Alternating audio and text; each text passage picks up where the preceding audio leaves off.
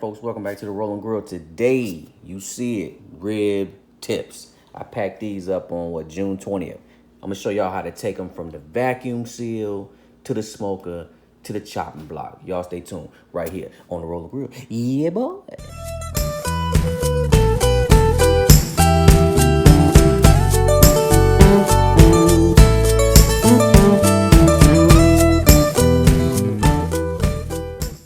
Thanks for joining me here on the Rolling Grill. Okay, rib tips today, but I'm gonna show y'all what we're gonna do first with these rib tips is we're gonna brine them. So what I have here is a container of water. I don't know how many gallons this is. It might be like 3 gallons of water. And this is all I'm gonna do. I'm gonna go ahead and open these up. Again, these have been vacuum sealed. I vacuum sealed them on June 20th. Anytime I get full-size spare ribs, I always just cut the rib tips off and save them for a later date. All right, now this is gonna be a simple brine. Water, crab boil, or shall I say seafood boil, and brown sugar. That's it. That's all we're gonna do. So what I have right here is a combination of a bunch of different crab boils. And all I'm gonna do, that's probably maybe like 2 cups right there. I'm gonna do like 4 cups. Now, you know crab boil is very salty. Very, very, very salty. So you definitely want to mix it in real good. Very salty, and these are very spicy. But that's cool because I'm gonna balance it out with brown sugar. All right, I'm gonna balance it out with brown sugar. And that's probably gonna be like a cup of brown sugar. If you need more, add more. Really, I'm not trying to make them sweet. I'm just trying to get that salty, salty sweet balance just right. So I'm gonna go ahead and get this stirred up. Then in the process, we'll put the rib tips in there and keep it moving. Stay tuned. All right, so what you want to do is just stir that up real good. You want to make sure you get all of that sugar broken. You want to break all the sugar down. You want to make sure you get the salt and all the spices worked in real good. Crab boil is actually a good seafood boil, crab boil, whatever you want to call it. It's actually a good brine for a lot of stuff. Pork chops, chicken. I mean, you name it, man. You can brine some stuff in a seafood boil. All right, so now all I want to do is just taste it. Yeah, it's still spicy. That little bit of brown sugar helped it. It actually tastes really, really good. So let me get this out of the way. Let me get the sugar out the way. All right, simple process. This is like the easiest process, period. These are our rib tips, you can tell. Very long, breastplate of the rib. We dropping them in there. Real simple, you cannot screw this up. Breastplate, you can see the rib tips up there. Dropping them in there. All right, last one. And just to let you know, this is like a gallon bag. I think a quart bag. So you can get 3 rib tips in a quart bag, vacuum sealed. All right, and we're gonna drop those in there also. And so I'm gonna put these in here. I'm gonna let this sit in the refrigerator for probably like 4 hours. And then on the grill we go. So y'all stay tuned. Again, thank you for joining me here at the Rolling Grill. This is Rib Tip Edition. Yeah, boy. All right, y'all. It has been 4 hours. Our rib tips have been brining for 4 hours. Let's go ahead and open them up. Again, just to backtrack. Seafood boil, a little brown sugar, and you can see they smell real good, man. So this is what we're gonna do. I'm gonna go ahead and pat these dry. Matter of fact, let me get some more paper towel. Got some right here. You definitely wanna pat them dry. After 4 hours, they probably absorb a good little amount of liquid to keep them juicy. All right, that's one down right there. I got 3 of them in here. Man, they smell good. I'm telling y'all, try that seafood boil in a brine for pork. Thank me later. Yes, sir. I think that was a combination of, I don't want to be naming out no names. I might be totally wrong, but I know you know the seafood boiler. You know who sell it. It's the seafood boil seasoning. You know who sell it. Just try you some out. Very salty, so add a little bit of sugar. All right, that's number 2. And this is number 3. All right.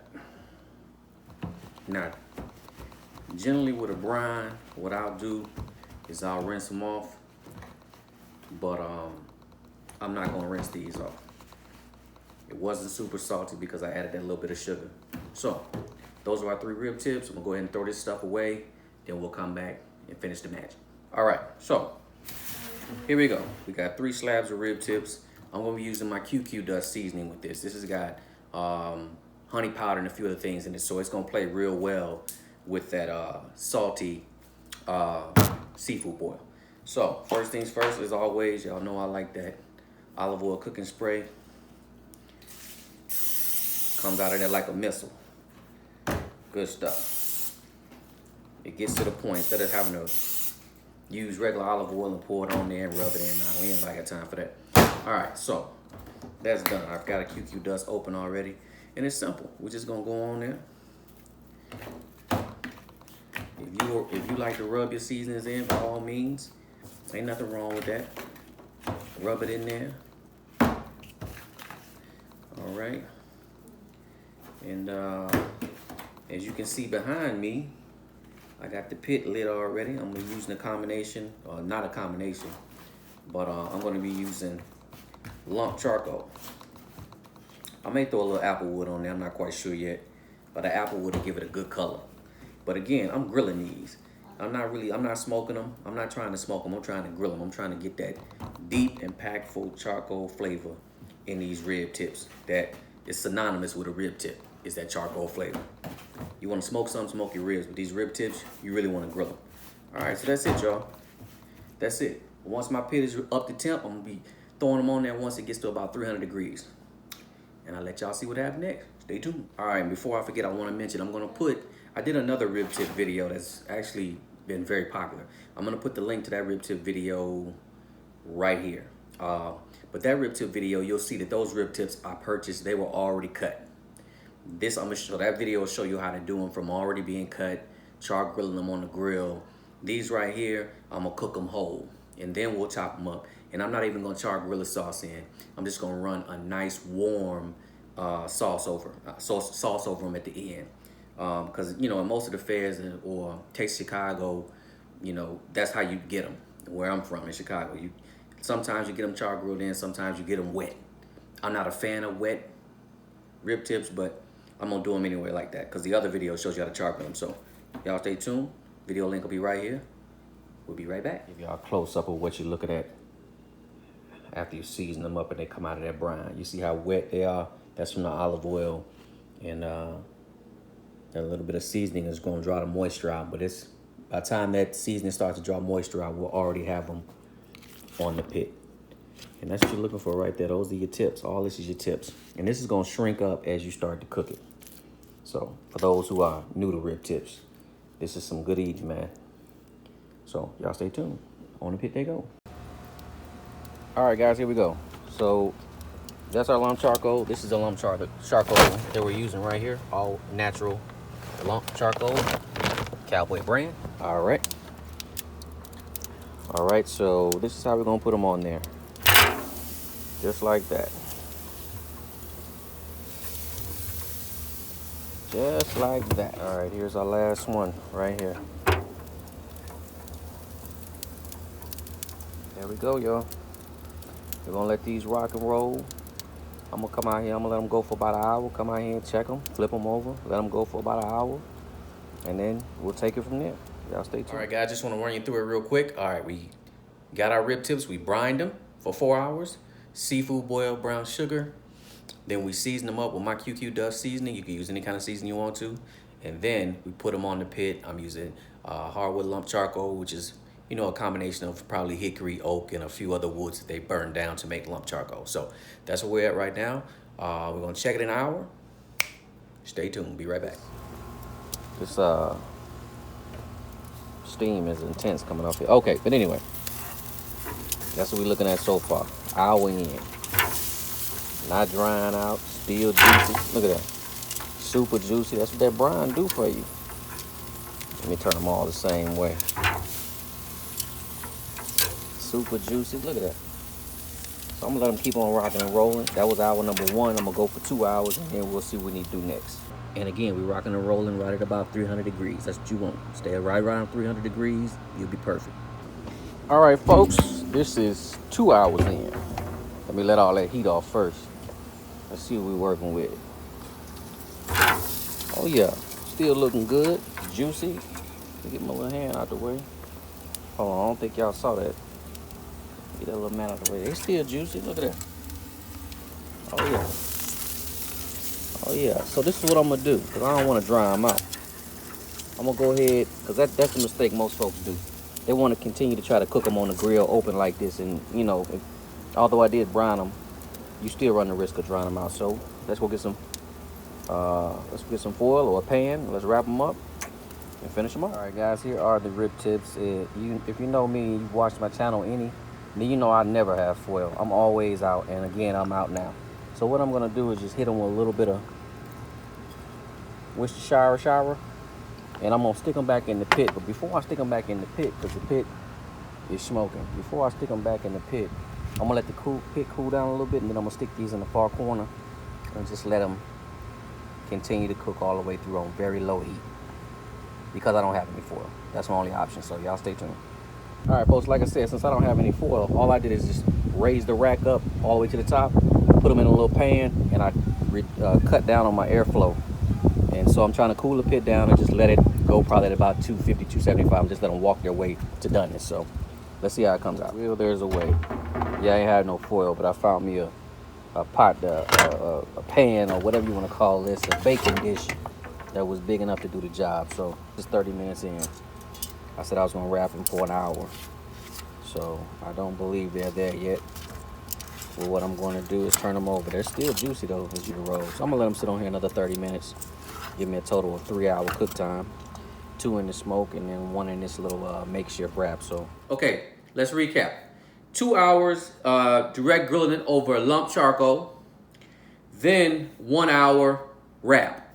I didn't have aluminum foil, so I had to improvise, but you get the gist of it. So this is what we have. I let them cool for about 30 minutes. And this is what we have. Let me put this out the way. I'm gonna get my bowl right here. Very important that you have bowls. Very important that you have some barbecue sauce. Warm it up. Nothing worse, nothing worse than hot meat, cold barbecue sauce. Don't go together. All right, so let me see if y'all can see this. This is pretty much the thin end of the rib tip, and this is the thick end where the gristle is. Now, me personally, I'm gonna separate all of them. Me personally, I'm a fan of the thick end with the gristle. What I usually do is when I smoke rib tips, all of these thin cuts right here, I'll just save them, put them in a baggie, put them in the freezer, and when I make collard greens, or maybe if I make cabbage, I'll use this as my smoked meat. Just another thing for you, just another way to improvise every portion of the rib. Nothing goes to waste. Let me put that to the side. All right, so right here we have pretty much the bone end of all 3 of the rib tips that I had. Now what I'm gonna do, they are hot too. Please believe me, they hot. I'm winging it. You want a really sharp knife. If you have a cleaver, even better. A cleaver is really what you need, because you can go right through this with a cleaver, no problemo. So, and I'm gonna show you something in a minute. Okay, rib tips. This is the reason why they tips. You see that little gristle right there? That's the gristle. Eating around that gristle please believe me, is the best part of having a rib tip. That gristle, man, you gotta have that gristle. Eating around that little gristle, like right here, and that's the best part of the rib tip. All right, so that's the best part of the rib tip, eating around that gristle. So I'm just gonna take them, I'm putting them in a little bowl, and what I'm gonna do, I take out this little bone. If you can take that little bone out of there, little breastbone out of there, just take it out, and then you can go right through your rib tips, just like that. That's what you're looking for. So let me throw this in there. Rib tips, man. Rib tips. Some good eating, man. They would be much better had I wrapped them up. they would be much better. You know, I kind of let a little bit of the moisture get out of them because I cooked them on 300 degrees. And then I didn't have anything to wrap them up so that it could start to steam them out a little bit. Because usually what I like to do is I'll grill them and then I'll wrap them up, and the wrap basically steams them. All right, so now that we have that out the way, let me get this out the way. Just like you do a hot wing, get your favorite sauce